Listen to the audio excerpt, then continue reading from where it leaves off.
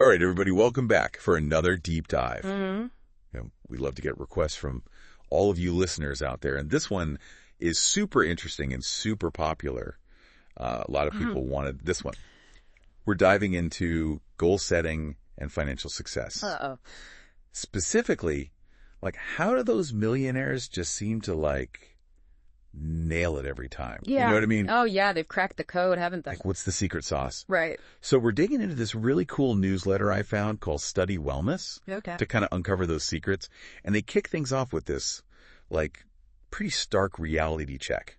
Right. 97% of people Oh. never achieve financial freedom. 97. Yeah, 97. That's a lot. But here's the thing. The author, Lyndon, says it's not about, lack of effort. It's ineffective goal setting. Huh.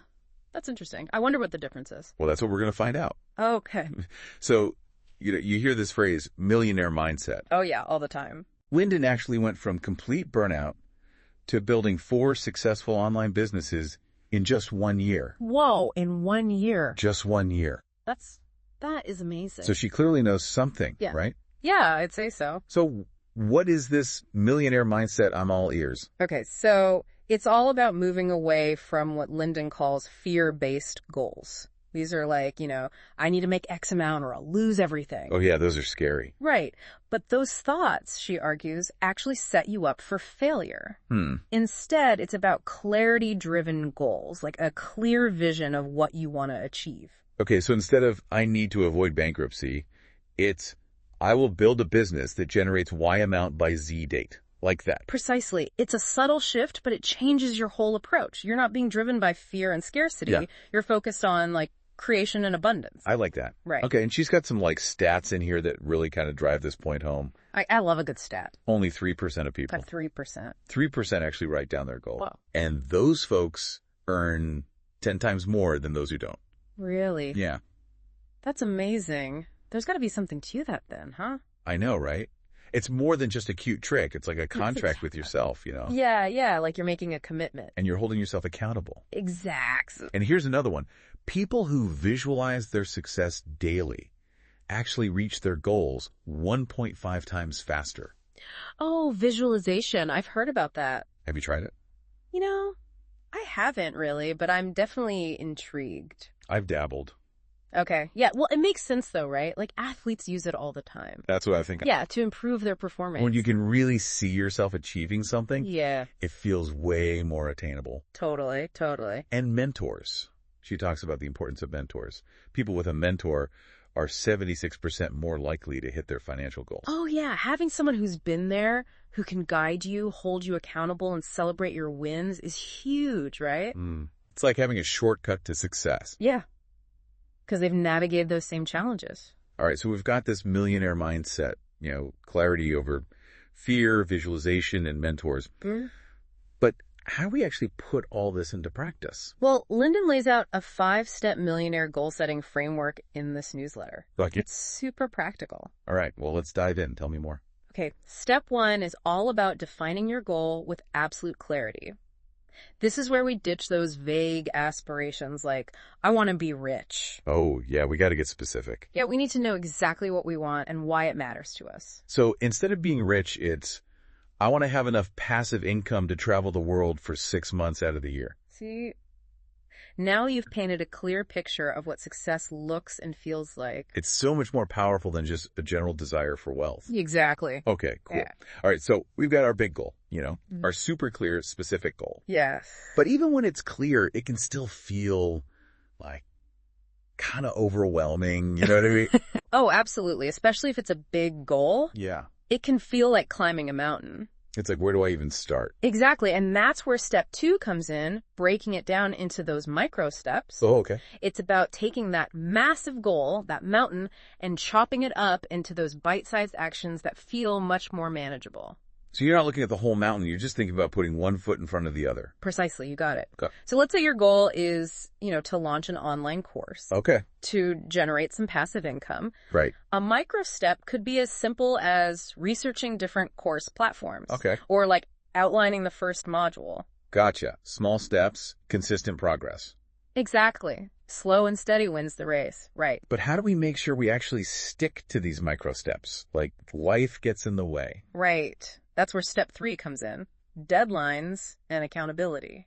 Ah. We need to give ourselves a timeline and then find ways to stay on track. So setting a specific date to finish outlining that course module. Exactly. And accountability, that's key, right? Yeah, for sure. It could be a mentor, Right. a friend, or even like just publicly announcing your goal to people. Oh, yeah. It's amazing how much more motivated we are when we know someone else's, like watching our progress. Yeah, or checking in on us. Totally. It's like having a cheerleader in your corner. Okay, cool. So what's next? All right, step 4, we're back to visualization. More visualization. I thought we already did that. I know, right? But this time, Lyndon suggests we take it like a step further. Oh, okay. How's that? She encourages us to not just visualize the outcome, but to really feel it. Feel it. Like engage all your senses. What does it look like, sound like, smell like to be living that goal?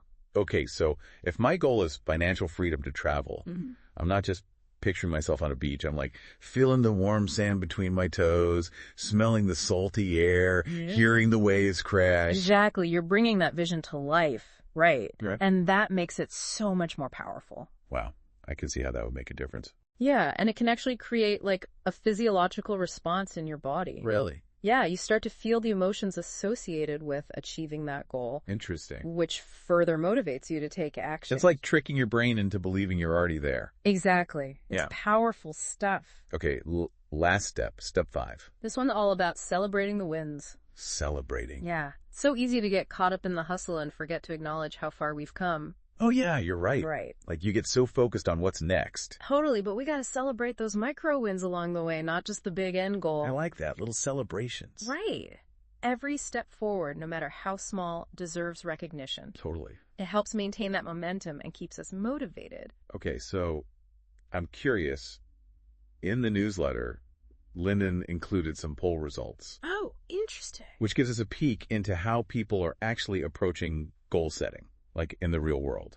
Yeah, I love seeing how these principles play out, with real people. Yeah, it's super interesting. So, for example, 60% of the people she polled said they write and review their goals daily. That's great. I know. It's awesome. They're really actively engaging with those goals. Keeping those goals top of mind. Yeah, it's like they're having a daily check-in with their future selves. Right. Okay, cool. But on the flip side, a significant chunk, like 40-50%, Yeah. admitted to struggling with consistency. Oh, yeah. Consistency's tough. They have the inspiration, they set the goals, but then haven't quite figured out how to translate that into like sustainable action. And that's where systems and accountability come into play, right? Yeah, you need a plan. Exactly. You need a roadmap. And about 20% said they set and forget their goals. Ooh, the old set it and forget it approach. Life takes over, and those goals kind of get buried under the to-do list. It's like planting a seed and then forgetting to water it. Ooh, yeah, good analogy. You can't expect it to grow without like that consistent care and attention. So I guess the good news is just being aware of these common pitfalls can help us avoid them, right? Totally. Knowledge is power. And Lind also included some insightful comments from her community. Oh, cool. From real people. Yeah, sharing their own experiences. Awesome. I love that. Like one commenter, Ekta Yanwar Kemka, reminds us that while it's great to have those concrete goals, we also got to be flexible. Oh, yeah. Life happens, right? Yeah. Things change, priorities shift, and we need to be able to adapt. And another commenter, Mahmoud Hassan, suggests this really cool hack for building consistency, tying our goals to micro habits. Ooh, I like that micro habits. It's like breaking those big, daunting goals down into small, repeatable actions that you can easily fit into your routine. Exactly. Instead of trying to like overhaul your entire diet overnight, Right. you just focus on like drinking more water each day. Small changes, big impact. Exactly. And commenter Lakita Monley adds this crucial reminder.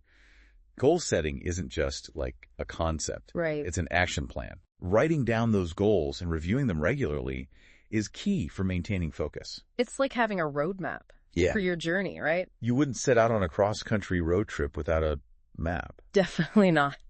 So if we had to kind of sum up all this wisdom into a few key takeaways, what would you say?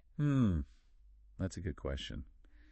I think for me, it's the power of clarity, consistency, and action. I love that. Clarity, consistency, action. Yeah, those seem to be like the core ingredients. The secret sauce Yeah. in any successful goal-setting strategy. It's